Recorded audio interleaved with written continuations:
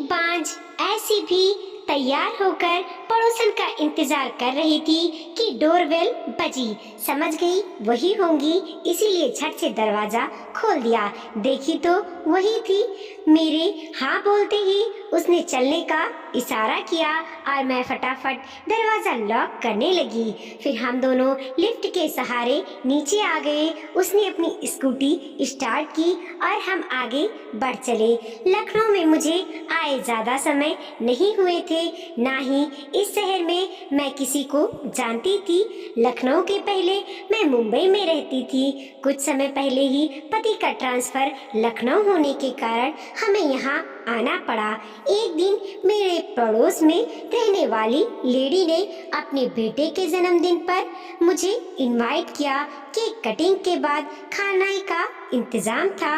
खाना इतना लजीज था कि उंगलियां तक चाटने की इच्छा हो गई थी। मैंने उनके पाक कला की दिल खोलकर तारीफ शुरू की तो उन्होंने हंसते हुए कहा कि पूरियां छोड़ उन्होंने कुछ भी नहीं बनाया, यहाँ तक वो सब कुछ घर पर भी नहीं बना।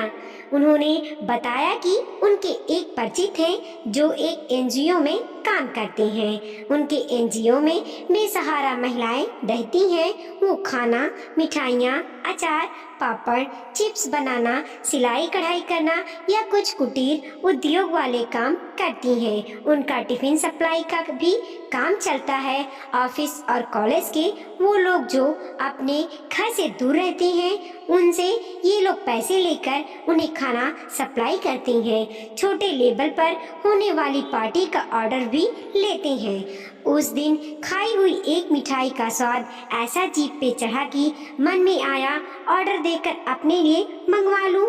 यही बात मैं अपनी पड़ोसन से बोली तो वह साथ चलने के लिए तैयार हो गई। उसे भी पापड़, चिप्स और अचार लेने थे। वहाँ पहुंचकर मिठाई का ऑर्डर देने के बाद हम दोनों पापड़, चिप्स और अचार लिए पैसे देकर निकलने का सोच ही रही थी कि वहाँ के सुपरवाइजर ने मुझे टोक दिया।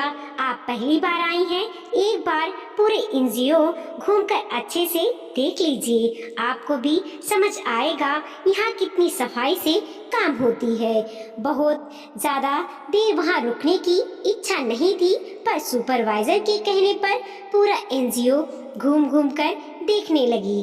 अभी एक बरामदे में पहुंची ही थी कि जहां बहुत सारी औरतें पापड़ बनाने का काम कर रही थी। नजर एक जाने पहचाने चेहरे पर अटक गई और मुंह से अचानक ही निकल पड़ा, प्रेमा आंटी, आप जानती हैं क्या इन लोगों में से किसी को? पड़ोसन ने मुझसे सवाल किया। हाँ, यह बोलते हुए परिचित चेहरे की तरफ बढ़ी। प्रेमा आंटी, आप यहाँ? मैं उस परिचित चेहरे के पास जाकर बोली, पापड़ बेल दे। प्रेमा आंटी ने अपना चेहरा उठाया और मेरी तरफ देखकर कहा, स्नेहा कैसी हैं आंटी? 10 मिनट इंतजार करो स्नेहा, हम अभी आते हैं। प्रेमा आंटी ने इतना बोलते ही मैं पड़ोसन की तरफ देखकर बोली, आपको शायद देरी हो रही होगी। हाँ, देरी तो हो रही है। आप जानती हैं मेरे बच्चे छोटे हैं, ज्यादा देर सास पर अकेले छोड़ने से वो भी मुझसे नाराज हो जाएंगी।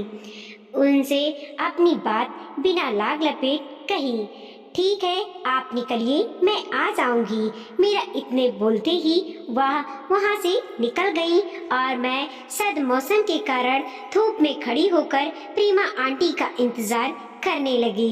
वर्ष 2005 की बात है।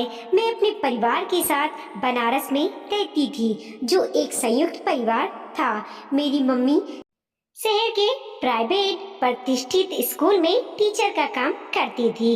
उस स्कूल का ब्रांच पटना में खुला था और मेरी मम्मी को प्रिंसिपल बनाकर भेजा जा रहा था। पापा मेरे बनारस में ही कॉलेज में प्रोफेसर थे।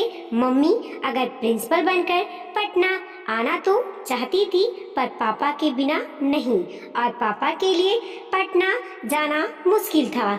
मैं उसी साल 12वीं की परीक्षा दी थी। सच कहूँ तो उस भरे पूरे परिवार को छोड़ मुझे भी पटना जाने की बिल्कुल भी इच्छा नहीं थी, पर पापा ने मम्मी को अकेले नहीं छोड़ने की बात समझाकर जबरदस्ती पटना भेज दिया था।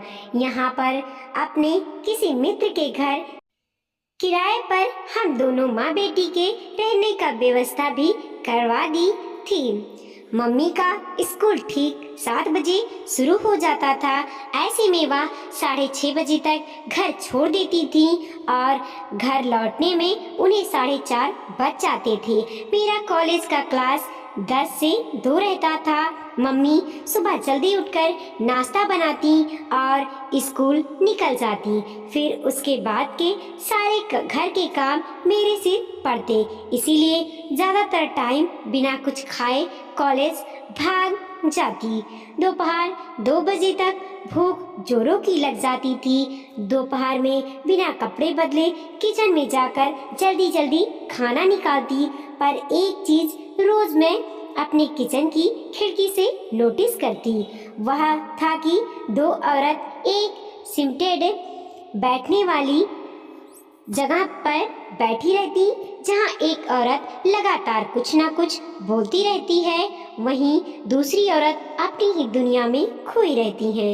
एक दिन मम्मी से ही पता चला कि जो लेडीज रोज उसे सीमेंटेड बैठने वाले पर खामोश बैठी रहती हैं, वह बीमार है। डॉक्टर की गलत दवाइयों का असर ऐसा पड़ा है कि पिछले 5 महीनों से ऐसी ही है। किसी से कोई मतलब नहीं, खामोश, किसी की बात सुनती ही नहीं, अपनी ही दुनिया में गुम। यह बात जानकर हैरानी हुई और मैं सोचने लगी कि दूसरी औरत उससे बात क्या करती है। जहाँ तक उसे दूसरी औरत के बारे में मैं जानती थी, वह यह था कि जिस घर में मैं रहती थी, ठीक उसके सामने वाले घर में 24 घंटे वाली मेड का काम करती है और दोपहर में जब उस घर में कोई नहीं रहता या सब इधर उधर रहते हैं या सोए रहते हैं, तो वो वहाँ उस सीमेंटेड बैठक पर आकर बैठ जाती है। वह सीमेंटेड बैठक मेरे किचन की खिड़की से बिल्कुल चिपका हुआ था और उसी घर की बाउंड्री में थी। वो चुप रहने वाली आंटी भी हमारी तरह किराएदार ही थी। उनके पति ऑफिस चले जाते थे और बच्चे स्कूल कॉलेज, तो वह चुपचाप वहीं आकर रोज बैठ जाती थी। एक दिन खाना खाने के बाद थाली किचन में रखी रही थी कि कुछ शब्द मेरे कानों में पड़े, जो पड़ोस में काम करने वाली मेड के लगे। पूरी जिंदगी ही बर्बाद हो गई मेरी, समझ नहीं आता कहाँ जाएं। मैं यह सुन मन में गुस्सा का लावा फूट पड़ा।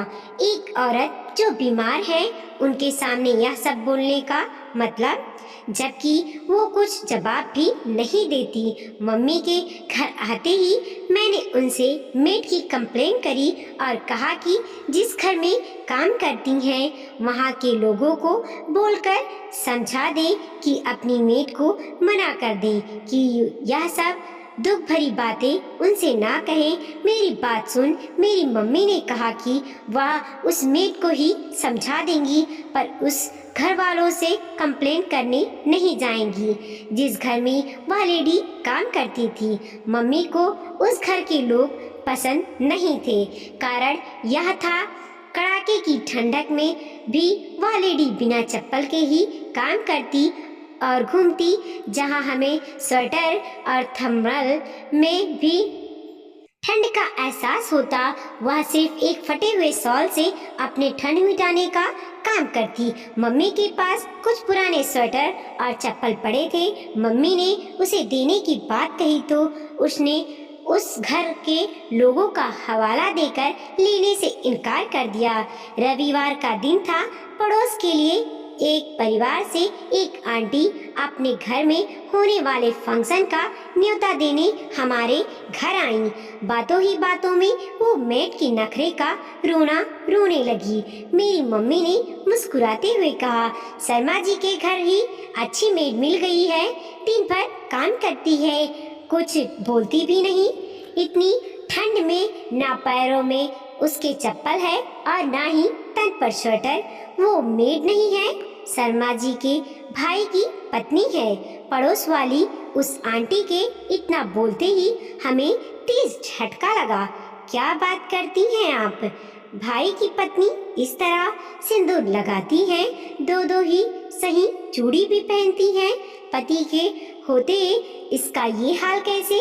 सुना है 5 है, इसीलिए इसका पति इसको छोड़कर दूसरी शादी कर लिया। पड़ोस की आंटी ने एक आह भरते हुए कहा। बहुत दुख हुआ सुनकर कि दुनिया में कैसे कैसे लोग हैं। पत्नी के मां नहीं बन पाने पर उसे छोड़कर दूसरी शादी कर लेती हैं और उसे कोई रोकता टोकता तक नहीं। सबसे ज्यादा गुस्सा उस शर्मा परिवार पर आ रहा था जो अपने घर की बहू को नौकरों से भी बदतर हालात में रख रहे थे और काम तो ऐसे लेते थे जैसे उसने कोई कर्ज ले रखा हो। इन लोगों से कितनी जाती थी अपनी ही घर की बहू पर। जो पड़ोस की आंटी आई थी वह चली गई। उनके जाते ही मम्मी ने कहा, सुना स्नेहा, वो प्रेमा नौकरानी नहीं बहू है उन लोगों की। अजीब परिवार है। अच्छा हुआ उन लोगों से प्रेमा की शिकायत नहीं की। एक तो बेचारी खुद परेशान, ऊपर से मैं अगर यह बात कह देती तो मम्मी की बात सच थी, पर उसका अपना दुख उस आंटी से कहना अब भी मेरे समझ में नहीं आ रहा था। एक तो वो खुद परेशान थी, ऐसे में उन्हें सुनाकर क्या मिलता। वो तो यह भी नहीं बोलती होंगी कि सब ठीक हो जाएगा। रोज की तरह अब भी कॉलेज से आती और खाना प्लेट में निकालते समय प्रेमा आंटी को कुछ बोलते देखती। कुछ बातें कानों में पड़ती तो कुछ नहीं। ठंड की छुट्टियां कॉलेज में शुरू होने वाली थी। मम्मी और मैं बनारस जाने वाले थे। मम्मी के स्कूल में छुट्टियां हो चुकी थी। मेरे कॉलेज बंद होने का इंतजार था। जिस दिन मेरा कॉलेज बंद होने वाला था उसके ठीक दूसरे दिन हम बनारस के लिए निकलने वाले थे। मैं उस दिन बेहद खुश थी।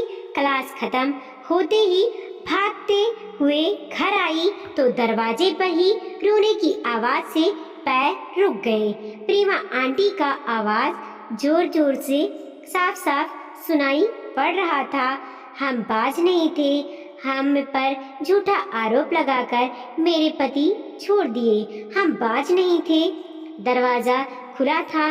धीरे से मैंने दरवाजा खोला तो प्रेमा आंटी का चेहरा आंसुओं से धुला पड़ा था और मम्मी उन्हें चुप कराने में लगी थी। मुझे देखते ही प्रेमा आंटी उठने को हुई तो मम्मी ने उन्हें फिर से बिठा दिया और आंखों से इशारा कर खाना लेकर अंदर जाने को कहा। मैं खाना पीना लेकर अंदर कमरे में चली गई, पर प्रेमा आंटी की आवाज कमरे में भी साफ साफ सुनाई पड़ रही थी। कुछ देर बाद प्रेमा आंटी चली गई। मम्मी अंदर कमरे में आई और मुझसे पूछा, खाना खा ली बेटा?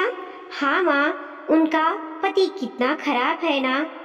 पति क्या, इंसान कहलाने के लायक भी नहीं है। वो जब उसे अपनी मर्जी से शादी करने का मन था तो कर लेता।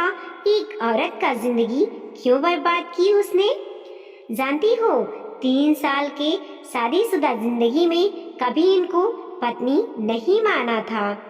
ज्यादा समय नौकरी के नाम पर बाहर रहता, आता भी तो पत्नी का इसे हक नहीं देता।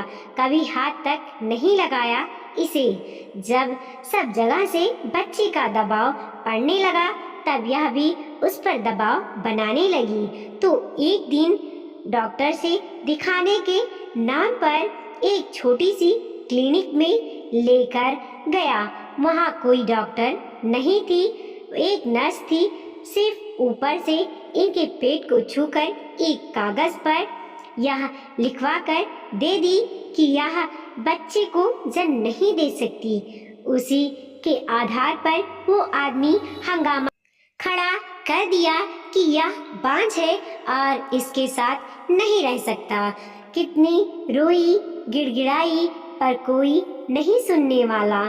फिर इसी बात को मुद्दा बनाकर जिससे वह शादी करना चाहता था, अपने 4 दोस्तों के सामने शादी कर लिया और घर वाले कुछ बोल भी नहीं पाए। इसके बाद कुछ साल मायके जाकर रही। फिर भाई भाभी को समस्या होने लगी तो माँ ने ससुराल जाने को बोल दिया। ससुराल में जिसका पति ही छोड़ दे उस औरत को कौन पूछता है। नौकरानी जैसा जीवन जी रही थी। तभी इन लोगों की नजर इस पर पड़ी और ये लोग यहाँ लेकर आ गए। तब से यहीं रहती है। नौकरों से भी बदतर स्थिति में प्रेमा दिन रात अपने दुख में खुलती रहती है। कोई उसकी बात सुनने वाला नहीं, कोई यकीन करने वाला नहीं। ऐसे में उसे कुछ समझ नहीं आता होगा। अपना दुख किससे कहे तो आकर उनके सामने बोलती हैं। मैंने उसे समझा दिया कि वह खुद बीमार है, उनसे कुछ ना कहे। मम्मी की बातें उस दिन सुनकर सच कहूँ तो उस मोहल्ले में ही रहने की इच्छा खत्म हो चुकी थी। एक दिन स्कूल से ही मम्मी को क्वार्टर मिल गया और मैं अपनी मम्मी के साथ उस मोहल्ले को छोड़ दी। मेरी मम्मी को पटना में मन नहीं लगा। मेरे ग्रेजुएशन के बाद मम्मी बनारस के ही एक स्कूल को ज्वाइन कर ली। इतने सालों बाद प्रेमा आंटी को यहाँ इस एनजीओ में देखकर थोड़ा आश्चर्य हुआ। ज़्यादा इंतज़ार तो नहीं करना पड़ा। स्नेहा प्रेमा आंटी की आवाज़ से मैं झटके से अतीत से वर्तमान में आ गई। नहीं आंटी, यहीं लखनऊ में रहती हो क्या? हाँ आंटी, अभी कुछ महीने पहले ही रहने आई हूँ। आप यहाँ कैसे? तुम्हारी मम्मी से तो कोई बात छिपी नहीं थी। एक दिन उस घर में ससुराल से बहुत लोग आए थे। बांझ शब्द सुनते सुनते एक दिन दिमाग खराब हुआ और चिल्ला चिल्ला कर सबको सच्चाई बोलने लगे। हर बार की तरह हमें भी झूठा ही कहा गया। ऐसे भी उस घर में 2 रोटी और छत के अलावा मिलता क्या था। एहसास हुआ जितना काम हम उस घर में करते हैं उतना कहीं और करेंगे तो पैसा भी मिलेगा और इज्जत भी। चल दिए उस घर को छोड़कर काम की तलाश में भटक रहे थे। तभी कोई हमको पटना में ही किसी संस्था में भेज दिया। फिर वहाँ कुछ दिन रहे, फिर यहाँ भेज दिया गया हमको। तब से यही है। 10 साल हो गया। काम भी कम है, इज्जत भी है। ठंड में ठिठुरना भी नहीं पड़ता है। स्वेटर, शॉल, मोजा, दस्ताना, जूता, चप्पल सब मिलता है और कोई एहसान भी नहीं जताता। दिन भर काम करने के बाद 2 रोटी और एक छत के बदले गालियाँ भी सुनने को नहीं मिलती। पहली बार प्रेमा आंटी के चेहरे पर आत्मविश्वास की चमक देखी जो उनके कहे जाने वाले अपनों ने छीन ली थी। आत्मविश्वास का चमक साफ साफ बता रहा था कि उनका संघर्ष अब किसी के झूठे एहसान का मोहताज नहीं है। वीडियो को लाइक कीजिए, कमेंट कीजिए और अपने दोस्तों के साथ जरूर शेयर कीजिए। चैनल पे नए हैं तो प्लीज़ सब्सक्राइब कीजिए और देखते रहिए मोटिवेशनल स्टोरी।